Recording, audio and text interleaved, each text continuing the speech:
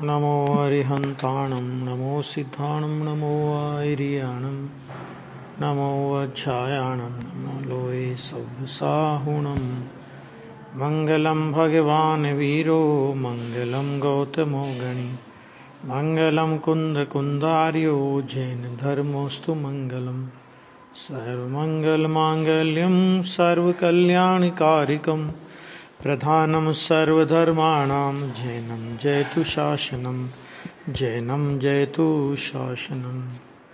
नमयोणजिणं वीरम् अनन्तवर्णानदंसनसहावं मोक्षामिणीयं सारं केवली भणिदम्। मंगलाचरण में पहली गाथा में भगवान महावीर स्वामी को नमस्कार करके और नियमसार कहने की प्रतिज्ञा की और साथ में ये भी बताया कि ये जो नियमसार परमागम है ये केवली और सुत केवली के द्वारा कहा गया है। ये बात कहने के बाद अब दूसरी नंबर की गाथा शुरू होती है आज, जिसमें विषय है कि ये जो अन्वयार्थ है ना, अन्वयार्थ के बाद जो टीका लिखी रहती है तो पहली जो लाइन होती है इसमें नियमसार में ये है, तो गाथा में क्या विषय आएगा वो टीका में शुरुआत में आचार्य देव लिखते हैं। देखो यहाँ पे, यह मोक्ष मार्ग और उसके फल के स्वरूप निरूपण की सूचना, अर्थात उन दोनों के स्वरूप निरूपण की प्रस्तावना है। नियमसार में जैसा अपनी चर्चा हुई थी कि ये नियमसार में मार्ग और मार्ग फल की चर्चा आएगी।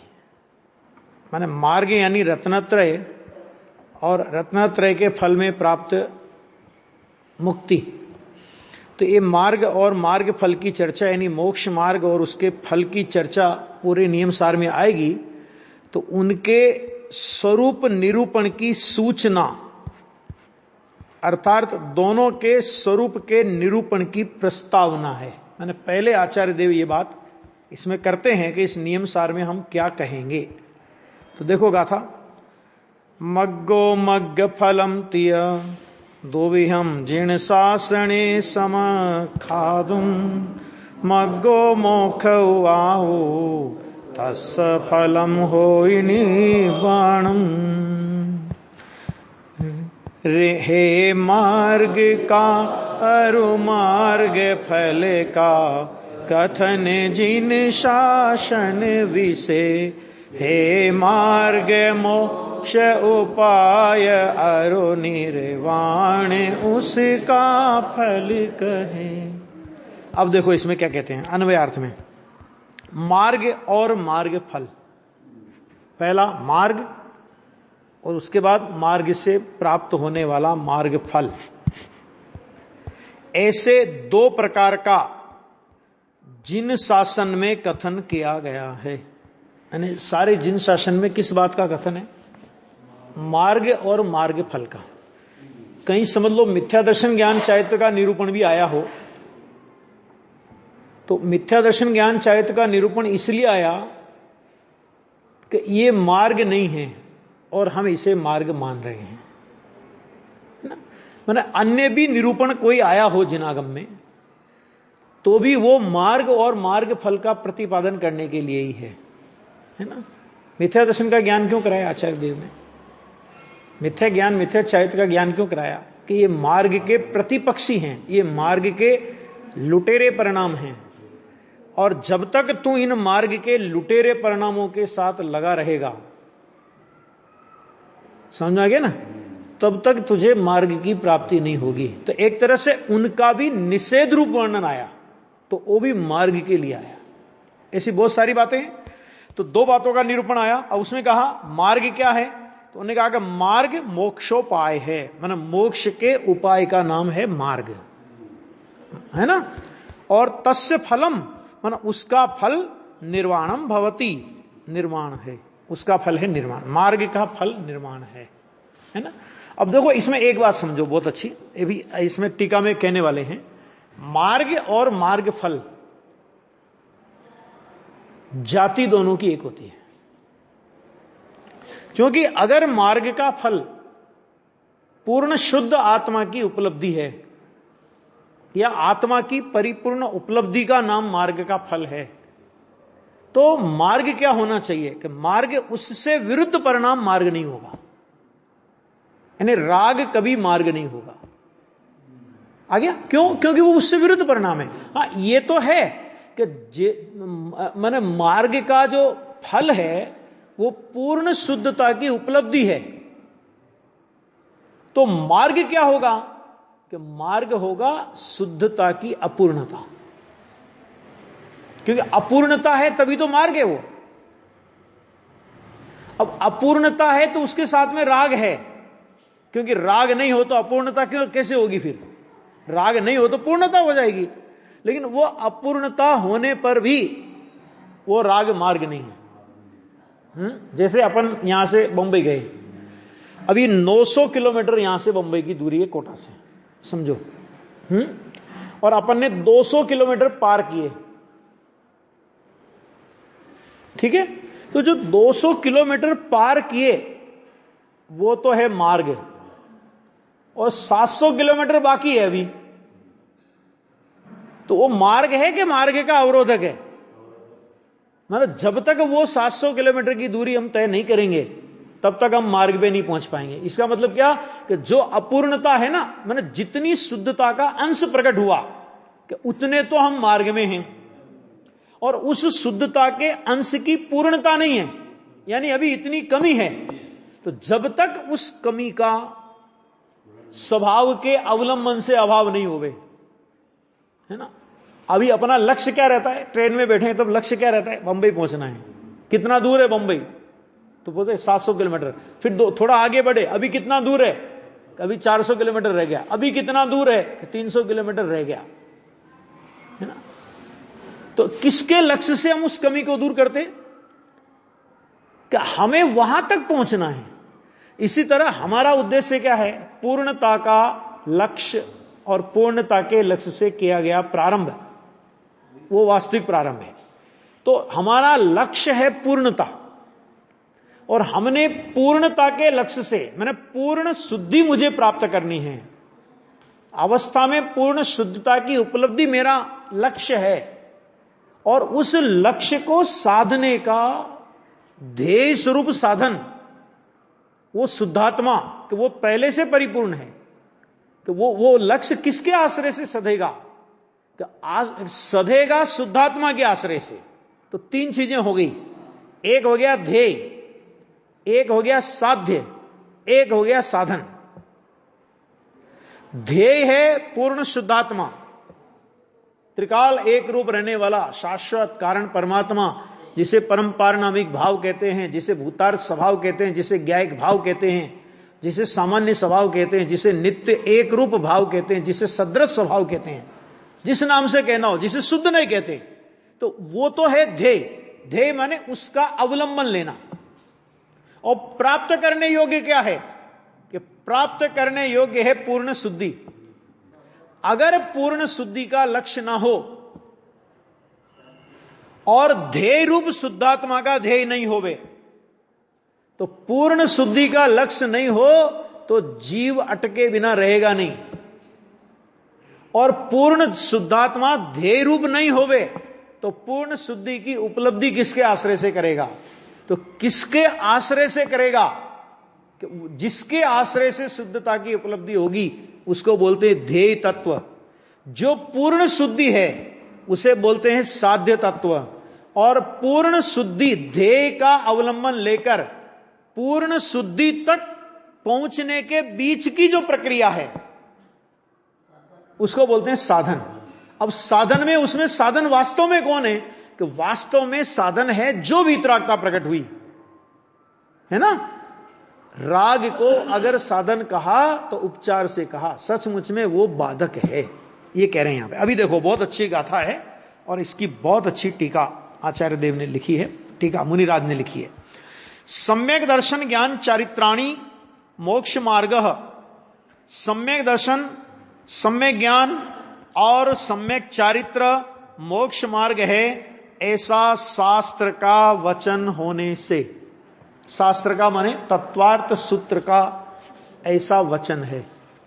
ये तत्वार्थ सूत्र का सूत्र है ना, पहले सम्यक दर्शन ज्ञान चारित्राणी मोक्ष मार्ग तत्वार्थ सद्धानम सम्यक दर्शनम, ये सब है ना। तो यहां पे कहा पहला सूत्र वाक्य क्या है कि सम्यक दर्शन ज्ञान चारित्राणी मोक्ष मार्ग, माना ये मोक्ष का मार्ग है और ऐसा शास्त्र का वचन होने से। अब ध्यान से सुनना जरा, मार्ग तो शुद्ध रत्न त्रय है। वाह, पहले भी आई थी बात।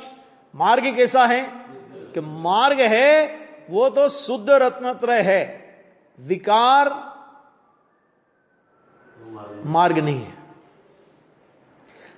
उसके साथ होने पर भी वो मार्ग नहीं है। मार्ग तो शुद्ध रत्नत्रय है। शुद्ध रत्नत्रय किसे कहते हैं?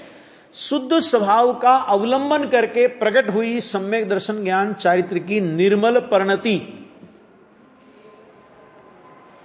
उसको बोलते हैं शुद्ध रत्नत्रय। क्यों? क्योंकि शुद्ध के अवलंबन से प्रकट हुई है। रत्नत्रय, तीन परिणाम होने से रत्न के समान इन परिणाम माने मूल्यवान परिणाम है मोक्ष, क्योंकि इनके फल में मोक्ष मिलने वाला है। सादी अनंत काल के लिए विकार से छूटने वाली दशा मिलने वाली है, अनंत काल तक अनंत आनंद की उपलब्धि होने वाली है। आ गया? तो वो मार्ग तो कैसा है? तो उन्होंने कहा कि मार्ग तो शुद्ध रत्नत्रय है और मार्ग फल मुक्ति रूपी स्त्री के विशाल भाल प्रदेश में शोभा अलंकार रूप तिलक बना है। ये देखो आचार्य देव की अलंकारिक भाषा, टीकाकार मुनिराज की। अर्थात मार्ग फल मुक्ति रूपी स्त्री को वरण करना है, ये है मार्ग का फल। ये सामान्य बात हो गई, समझ में आएगी, ये तो कोई ज्यादा दिक्कत नहीं। अभी देखो, इस प्रकार मार्ग और मार्ग फल का माने वास्तव में मार्ग और मार्ग फल ऐसा दो प्रकार का चतुर्थ ज्ञानधारी अर्थात मन पर्याय ज्ञान के धारण करने वाले पूर्वाचार्यों ने माने गणधर परमात्मा ने, चार ज्ञान के धारी कौन होते हैं? गणधर परमात्मा होते हैं, है ना। तो उसमें मुख्य रूप से उनको लेने का, तो चार ज्ञान के धारण करने वाले पूर्वाचार्यों ने क्या कहा कि परम वीतराग सर्वज्ञ के शासन में कथन किया है। ये कथन कोई उन्होंने अपनी कल्पना मति कल्पना से नहीं किया कि वे चार ज्ञान के धारी गणधर परमात्मा वीतराग शासन में स्थित हैं, जिनेंद्र परमात्मा के शासन में हैं वे, और जिनेंद्र परमात्मा के शासन में उन्होंने ये कथन किया है कि मुक्ति और मुक्ति का मार्ग क्या है, मुक्ति क्या है और मुक्ति का मार्ग क्या है ना। तो ये उन्होंने कथन किया, ये परंपरा बताई। अब देखो बहुत अच्छी परिभाषा, रत्नत्रय की बहुत सुंदर परिभाषा। देखो क्या कहते हैं कि निज परमात्म तत्व के, भाई रत्नत्रय कहते किसे? आपने तो कह दिया रत्नत्रय वो है, ये सब है। अब ये रत्नत्रय कहना किसे, हम तो समझे नहीं। तो मुनिराज कहते हैं निज परमात्म तत्व के सम्यक श्रद्धान ज्ञान और अनुष्ठान रूप निज परमात्म तत्व, यानी पर परमात्मा के लक्ष्य से कभी भी सम्यक दर्शन ज्ञान चारित्र में से एक भी होता है, ऐसा नहीं है। सुनना जरा ध्यान से, बहुत गंभीरता है, ऐसा नहीं है बात यह कि अरे अपनी परमात्मा पर्याय हो। ध्यान से सुनना जरा, क्या कहा? अपनी परमात्मा पर्याय हो, दूसरे परमात्मा की बात तो छोड़ो, अपनी परमात्मा पर्याय हो, उस परमात्मा पर्याय के अवलंबन से भी सम्यक दर्शन ज्ञान चारित्र की नई निर्मल पर्याय प्रकट नहीं होती। अपनी पर्याय है ना वो तो, और पूर्ण शुद्ध पर्याय दूसरे की भी नहीं है, अपनी पर्याय हो। तो अपनी पर्याय के अवलंबन से भी, माना अभी अपने किसी को सम्यक दर्शन है तो वो सम्यक दर्शन का अवलंबन करे तो नया सम्यक दर्शन लेके आ जावे, ऐसा कभी नहीं होता। सम्यक ज्ञान का अवलंबन करके नई सम्यक ज्ञान की पर्याय लेके आ जावे, कभी नहीं होता। सम्यक चारित्र की पर्याय हो और उसका अवलंबन करके सम्यक चारित्र की पर्याय लेकर के आ जावे, कभी नहीं होता। अरे अपनी परमात्मा दशा की पर्याय हो और उस परमात्मा दशा की पर्याय के अवलंबन से भी सम्यक दर्शन नहीं होता। इसका मतलब क्या कि सम्यक दर्शन ज्ञान चारित्र का विषय जब अपनी पर्याय भी नहीं है, अपनी पूर्ण शुद्ध निर्मल पर्याय भी जब उसका विषय नहीं है, तब पर परमात्मा तो बहुत दूर रह गए। आगे समझ में आया कि नहीं? न्याय समझ में आया? तो अपनी निर्मल परिणतियां भी अगली निर्मल परिणतियों का कारण नहीं है। समझ में आ गया? तो पर परमात्मा अपने सम्यक दर्शन ज्ञान चारित्र का कारण हो जाए, ये बात कहां से लाए? आ गया कि निज पर, इसीलिए कहा निज परमात्म तत्व। अभी क्या? अभी परमात्म तत्व, भगवान आत्मा कैसा है कि वो तो परमात्म तत्व है, परम आत्म तत्व। इसको संधि विच्छेद करोगे तो परम आत्म तत्व माना उत्कृष्ट। परम का मतलब होता है उत्कृष्ट, कि जिससे उत्कृष्ट जगत में दूसरा कोई नहीं है। अरे सच तो ये कि मेरे लिए जगत में कोई दूसरा तत्व है ही नहीं, एकमात्र मैं ही हूं। होंगे दूसरे तत्व, उनके लिए होंगे, मेरे लिए नहीं है। ऐसा जो उत्कृष्ट परम तत्व है, परमात्म तत्व है, उसका सम्यक श्रद्धान, उसका ज्ञान और उसमें अनुष्ठान रूप, फिर क्या कहा? शुद्ध रत्नत्रयात्मक मार्ग परम निरपेक्ष होने से। अकेला निरपेक्ष शब्द नहीं डाला, परम निरपेक्ष होने से मोक्ष का उपाय है। कि ये जो शुद्ध रत्नत्रयात्मक मार्ग है, क्यों शुद्ध रत्नत्रयात्मक मार्ग है? क्योंकि इस मार्ग की उपलब्धि के लिए दूसरे किसी का अवलंबन नहीं है। क्या कहा? दूसरे किसी का अवलंबन आवे, दूसरे का अवलंबन लेना पड़े तो फिर शुद्धता बची कहां? तो अपने परमात्मा तत्व के अवलंबन से प्रकट हुआ। ऐसा ये शुद्ध रत्नत्रयात्मक मार्ग है। वो कैसा है? तो उन्होंने कहा परम निरपेक्ष होने से। क्या मतलब? कि इस मार्ग में अन्य परद्रव्यों की तो कोई अपेक्षा है ही नहीं। सम्यक दर्शन के लिए देव शास्त्र गुरु की कोई अपेक्षा है ही नहीं। सम्यक ज्ञान के लिए ज्ञान की कोई, शास्त्र ज्ञान की कोई अपेक्षा है ही नहीं। सम्यक चारित्र के लिए अणुव्रत महाव्रत आदि के राग की कोई अपेक्षा है ही नहीं। ऐसा परम निरपेक्ष मार्ग है, ये कहना है यहां पे। समझ में आ गया? और हम क्या शुरुआत कहां से करते हैं? हम कि सम्यक दर्शन चाहिए तो देव शास्त्र गुरु से मिलेगा, सम्यक ज्ञान चाहिए शास्त्र पढ़ने से मिलेगा, सम्यक चारित्र चाहिए अणुव्रत महाव्रतों से मिलेगा, कि जिनमें हमारे सम्यक दर्शन ज्ञान चारित्र का अंश नहीं है। बोलो, हम उनसे सम्यक दर्शन ज्ञान चारित्र चाहते हैं,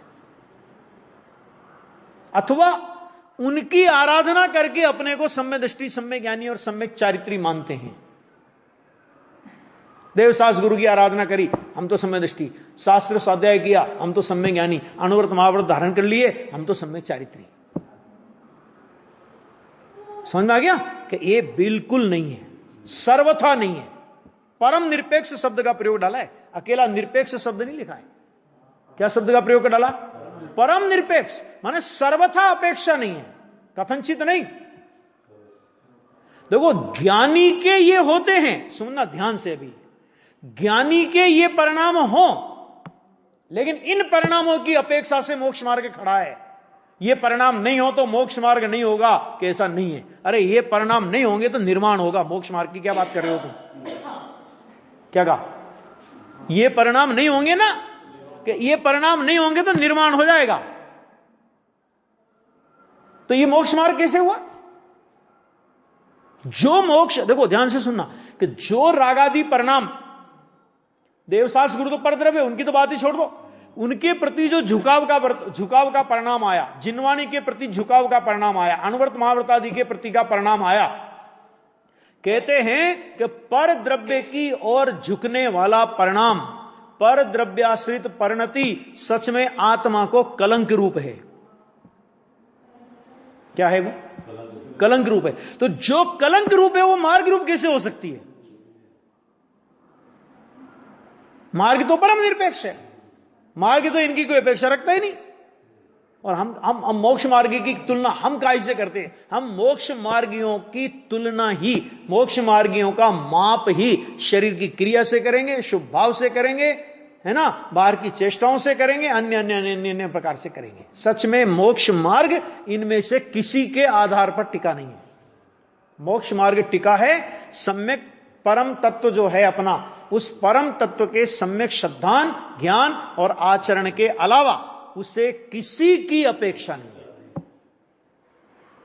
ऐसा निरपेक्ष मार्ग है।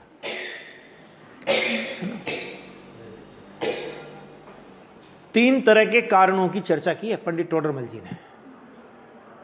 ऐसे कारण कि जिनके होने पर मोक्ष होता भी है और नहीं भी होता। ऐसे कारण कि जिनके होने पर मोक्ष होता है अथवा नहीं भी होता, लेकिन जिनके हुए बिना मोक्ष नहीं होता। और तीसरा कारण कि जिनके होने पर मोक्ष होता ही है और जिनके नहीं हुए बिना सर्वथा नहीं होता। क्या कहा? अभी तीन कारण समझना कि ये जो व्रत उपवास आदि है ना, तो इनको उन्होंने ऐसा कारण लिखा कि इनके होने पर मोक्ष हो ऐसी कोई गारंटी नहीं, और इनके नहीं होने पर मोक्ष रुक जाए ऐसी कोई प्रतिबंध नहीं। ऐसे बहुत से जीव हैं जिन्होंने मुनि दशा अंगीकार की और सीधा केवल ज्ञान ले लिया। एक मुनिपना, उनने कहा ऐसा कारण है कि जिसके होने पर मोक्ष हो अथवा नहीं हो बाहर का, लेकिन जिसके हुए बिना मोक्ष नहीं होगा। तो यह भी एक तरफा कारण हुआ, मतलब सर्वथा नहीं हुआ ना। और उन्होंने कहा कि रत्नत्रय एक ऐसा कारण है कि जिसके होने पर मोक्ष नियम से होता है और जिसके नहीं होने पर मोक्ष कदापि नहीं होता। बराबर समझ में आया कि नहीं? ये मोक्ष प्रकाशक के 9वें अधिकार में गिना है। तीन प्रकार के कारणों की चर्चा की भाई साहब, ऐसी ऐसी व्यवस्था है सब कर्मों की। आ गया? तो एक कहते शुद्ध रत्नत्रयात्मक मार्ग परम निरपेक्ष होने से मोक्ष का उपाय है। क्यों? क्योंकि यदि वो परम निरपेक्ष हो तो ही मोक्ष का उपाय हो सकता है। यदि उसे भी किसी की अपेक्षा हो, इसका मतलब क्या हुआ कि जो मोक्ष मार्ग खुद किसी दूसरे से बंधा हो वो तुम्हें कैसे छुड़ा देगा? क्योंकि वो तो खुद दूसरे की अपेक्षा में पड़ा है, वो तो खुद दूसरे के बंधन में पड़ा है। तो जो खुद बंधन में पड़ा है,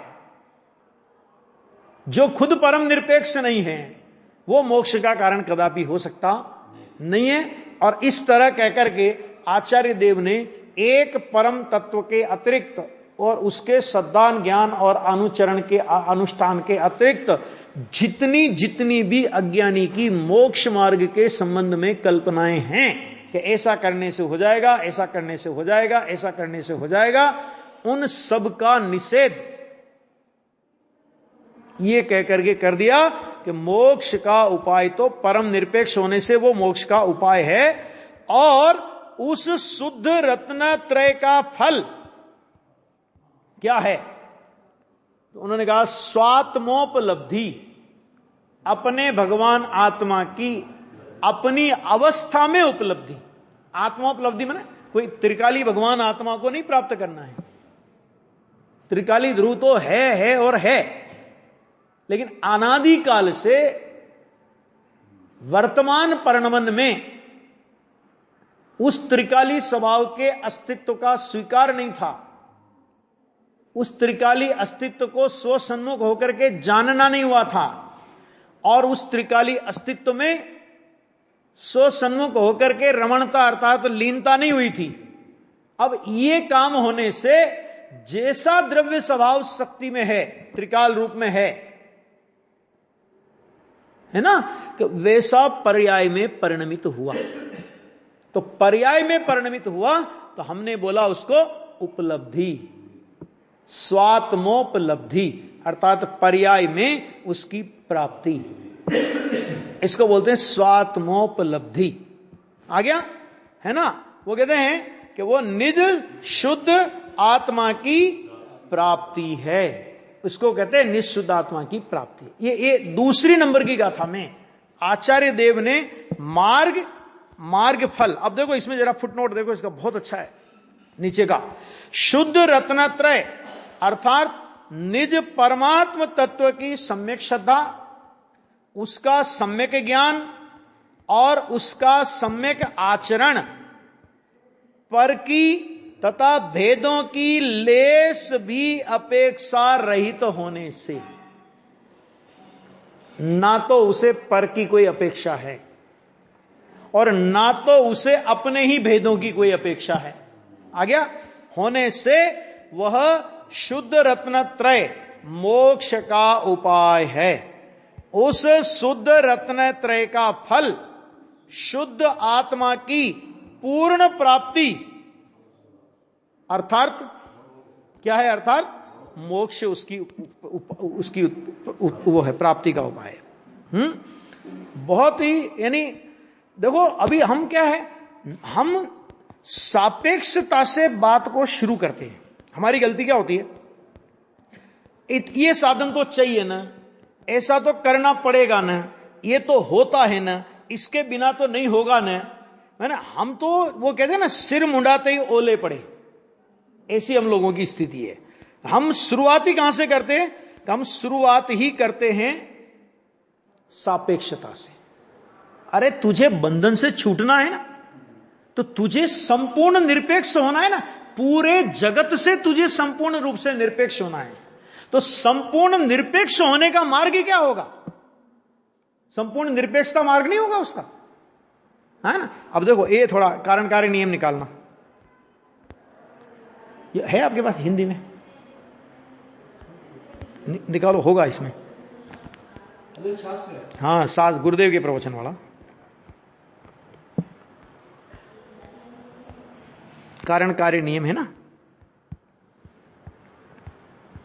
थोड़ा ये जो परम निरपेक्ष वाला है उसको थोड़ा अपन देखते हैं, मिले तो देखो मिलेगा, उसमें है पेज नंबर 43।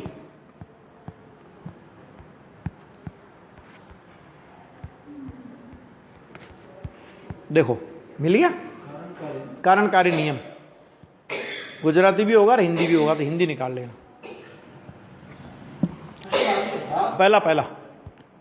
पहला भाग और पेज नंबर आप निकालो, उसमें 43।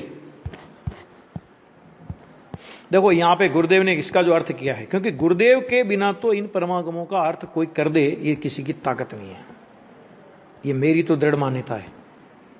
अब देखो इसमें क्या अर्थ किया है इन्होंने, मिला? हाँ, निकालो 43 पेज में निचला का पैराग्राफ। अपन इसमें से कुछ मुख्य अंश गुरुदेव के प्रवचन के देखते हैं। मार्ग तो शुद्ध रत्नत्रय है, कहा आया, मिला, लो ये आया। इसका अर्थ ही यह है, सम्यक दर्शन ज्ञान चारित्र शुद्ध रत्नत्रय की व्याख्या है। क्या इसका लोग अर्थ करते हैं ना कि तो व्यवहार, भाई साहब व्यवहार नहीं है, ये सम्यक दर्शन ज्ञान चारित्र शुद्ध रत्नत्रय की व्याख्या है, अशुद्ध की है ही नहीं। मोक्ष मार्ग है तो वहां व्यवहार का मार्ग, वह तो बंद मार्ग है। जिसको व्यवहार मार्ग कहा ना, कि वो तो बंद मार्ग है। ता कारण जग पंथ इत, ऐसा आता है ना समय सा नाटक में, ये तो बंद मार्ग है।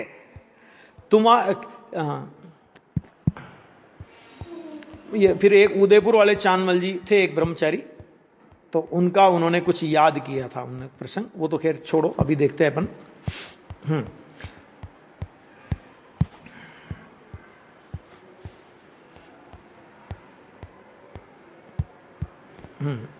आगे का अगला पेज ले लो।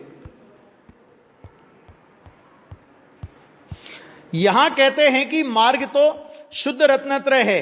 ये तीन जो शब्द कहे वे शुद्ध रत्नत्रय के कहे हैं। तीन शब्द माने मार्ग तो शुद्ध रत्नत्रय, मैंने सम्यक दर्शन ज्ञान चारित्र, ऐसा कहते हैं, इसका अर्थ किया है। फिर प्रश्न किया कि अरे ऐसे अर्थ किए हैं इसलिए तो हमें स्वीकार नहीं, ऐसा कितने ही कहते हैं कि परंतु अर्थ किए सच्चे महामुनि हैं। बहुत से लोग क्या कहते थे कि पद्म कमलधारी देव ने ऐसे अर्थ किए हैं, मैंने व्यवहार की बात ही नहीं करी, तो क्या इसलिए हमको उनका अर्थ स्वीकार नहीं, ऐसा मुमुक्षु ने प्रश्न किया। तो गुरुदेव उसका उत्तर दे रहे हैं कि परंतु अर्थ किए हैं, सच्चे महामुनि हैं, पंच महाव्रतधारी हैं, तेरी दृष्टि प्रमाण कहे वे सच्चे और तेरी दृष्टि से विरुद्ध कहे वो झूठे। वारे वाह, जो तेरे अनुसार बोले वो सच्चा और तेरी दृष्टि से उल्टा बोले, तुझे व्यवहार को सिद्ध करना है मोक्ष मार्ग और वो व्यवहार का निषेध करे तो वो अर्थ करने वाले झूठे। इस टीका को रतनचंद जी नहीं मानते। कौन रतनचंद जी? मुक्तार। हाँ, ये नाम भी लिया गुरुदेव ने तो। हाँ, अरे भगवान क्या करता है तू, कहां जाना है भाई तुझे? यहां कहते हैं कि जो सम्य दर्शन ज्ञान चारित्राणी मोक्ष मार्ग है वह तो शुद्ध रत्नत्रय की व्याख्या मैंने कही, ऐसा कहते हैं। आ गया? अब आगे देखो, ये आ गया देखो, इसके बाद मैं पेज बोलता जाऊंगा, वो निकालते जाना।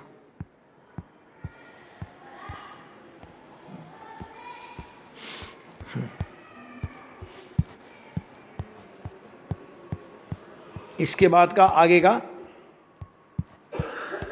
पेज नंबर परम निरपेक्ष वाले का अर्थ अपने को थोड़ा देखने का है।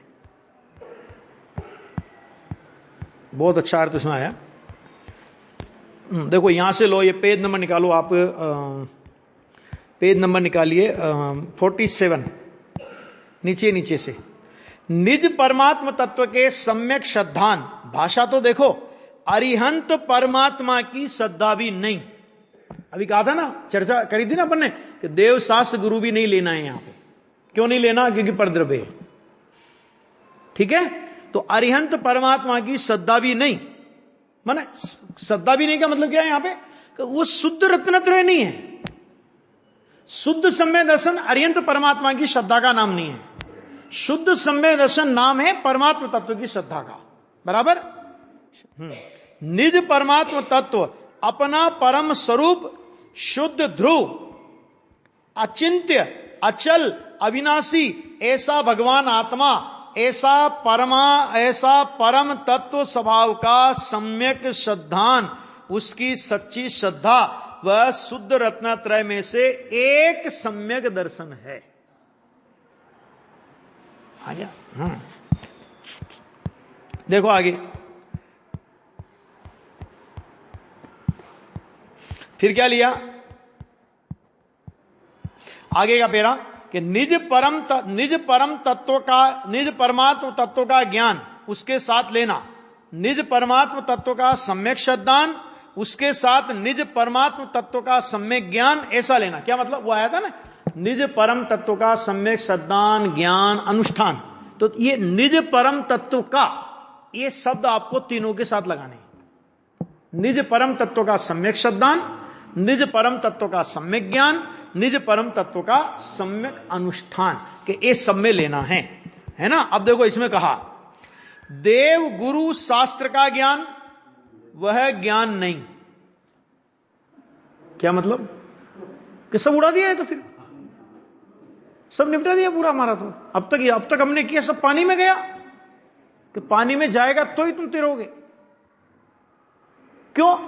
कि यहां क्या चर्चा चल रही है कि मोक्ष मार्ग रूप जो जिसको यहां पर सम्यक ज्ञान कह रहे हैं, मोक्ष के मार्ग का सम्यक ज्ञान जो बोल रहे हैं हम, जिसको हम परम निरपेक्ष मार्ग कह रहे हैं, कि वो सम्यक ज्ञान ना तो शास्त्र के ज्ञान का नाम है और ना देव शास्त्र गुरु के ज्ञान का नाम ज्ञान है, सम्यक ज्ञान है। तो किसका नाम सम्यक ज्ञान है? निज परम तत्व के ज्ञान का नाम सम्यक ज्ञान है। अब जब देव शास्त्र गुरु का ज्ञान भी सम्यक ज्ञान नहीं, माना वो भी वास्तविक मोक्ष का मार्ग नहीं, तो बाकी के दूसरे लौकिक ज्ञान की, है ना, डॉक्टर का ज्ञान, इंजीनियरिंग का ज्ञान, व्यापार का ज्ञान, है ना, ये सब का ज्ञान, कि इनकी बात तो बहुत दूर रह गई। गजब बात है। देव गुरु शास्त्र को जाना पहचाना वह ज्ञान नहीं। कहते हैं वह तो परलक्षी है, वह तो बंध का कारण है। अब जो बंध का कारण हो मोक्ष का कारण कैसे हो सकता है? कि परलक्ष्य ज्ञान तो बंध का कारण है। देवशास्त्र, हाँ देवशास्त्र गुरु, एक ने प्रश्न किया गुरुदेव से कि साहब देवशास्त्र गुरु तो शुद्ध हैं, वे भी पर हैं, वो तो शुद्ध है ना। कि शुद्ध है उससे क्या हुआ, शुद्ध है तो भी पर। गुरुदेव ने कहा 1000 बार पर, एक बार नहीं, कितनी बार, 1000 बार पर। क्यों? क्योंकि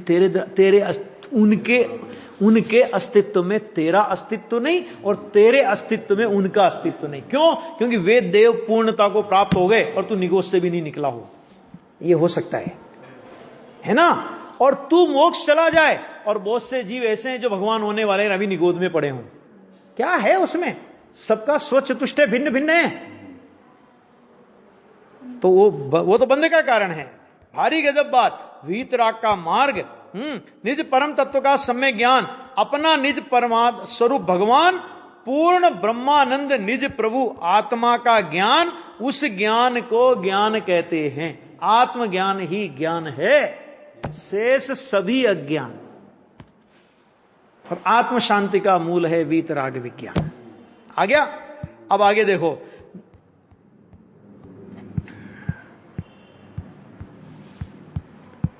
अब इसके बाद फिर आगे आया। अब इसके बाद अगला पैरा है जिसमें 3-4 लाइनें छोड़ो, उसके बाद लिखा उसकी रुचि अंतर ज्ञान, उस ज्ञान को ज्ञान कहते हैं। उसके बाद देखो, निज परम तत्व के सम्यक अनुष्ठान उसके साथ लेना, माने निज परमात्मा आनंद और ज्ञान स्वरूप प्रभु आत्मा का अनुष्ठान, सम्यक अनुष्ठान, वापस प्रत्येक को, माने सब में सम्यक शब्द लगाना। सम्यक अनुष्ठान, अंतर में, आचरण में, आनंद में स्थिर होना। आ गया? उसका नाम चारित्र है। यह वस्त्र बदले और नग्न हो गए, कहते वह चारित्र नहीं। क्यों नहीं? क्योंकि ये तो जड़ की क्रिया है, इसमें आत्मा का क्या है? आत्मा न वस्त्र ग्रहण करता है और न आत्मा वस्त्र को छोड़ता है। तो जो काम आत्मा करता ही नहीं और जो काम आत्मा ने किया ही नहीं, उसको चारित्र कैसे कहोगे तुम? नहीं आया समझ नरेंद्र जी, है कि नहीं? आत्मा वस्त्र छोड़ता है कि ग्रहण करता है? कि जिसने ये माना कि मैंने वस्त्र ग्रहण किए और जिसने ये माना कि मैंने वस्त्र छोड़े, पक्का मिथ्या दृष्टि है। ऐसा होने पर भी मुनि दशा में वस्त्र सहित मुनिपना हो, ऐसा कभी नहीं होता। लेकिन जिनको मुनिपना होता है वो ये नहीं मानते कि हम वस्त्र का त्याग करते हैं, क्योंकि वस्त्र का त्याग जड़ की क्रिया है। आत्मा 3 काल में नहीं कर सकता उसे। वस्त्र का त्याग करने के लिए आत्मा को वस्त्र बनना पड़ेगा।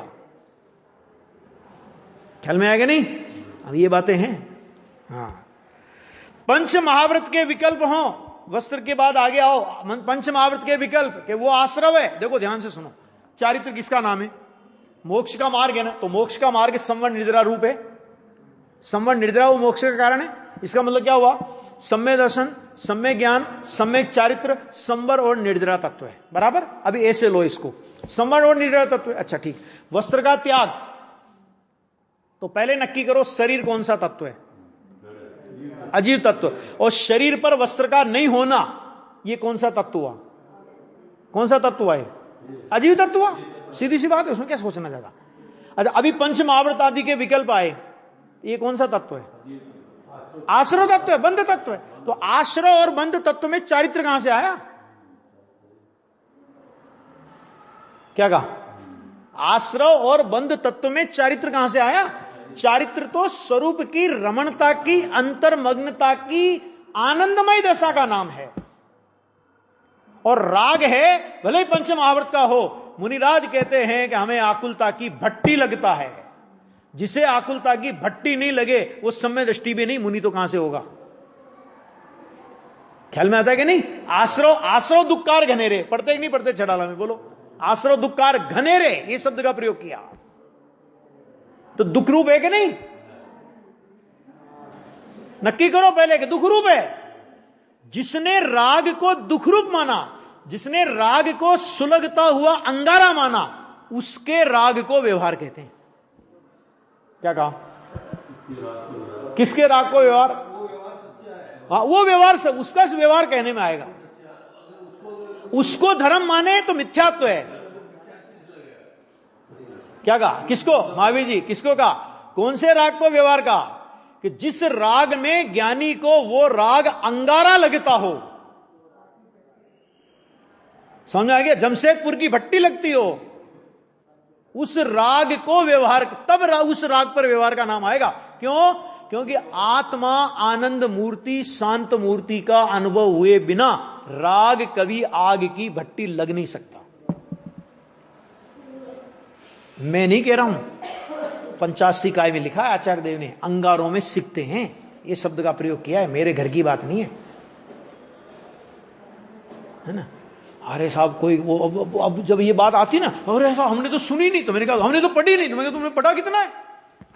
लोग बोलते हैं ना हमने तो पढ़ा ही नहीं आज तक। मैंने कहा तुम पढ़ा कितना है ये बताना। अच्छा बताओ कितना पढ़ लिया अपन ने? क्या पढ़ा? अच्छा बताओ क्या पढ़ा, कितना पढ़ा, कितना सुना? हमने तो सुना ही नहीं। नहीं सुना तो तुम्हारी गलती है ना, हमारी गलती है क्या? वो लोग भड़क जाएंगे, लोग छोड़ देंगे। मैंने कहा जो पुण्य छोड़ देगा उसकी हम पूजा करेंगे। छोड़ के तो दिखाओ, धमकी किसे देते हो? नहीं आया समझ में? हैं?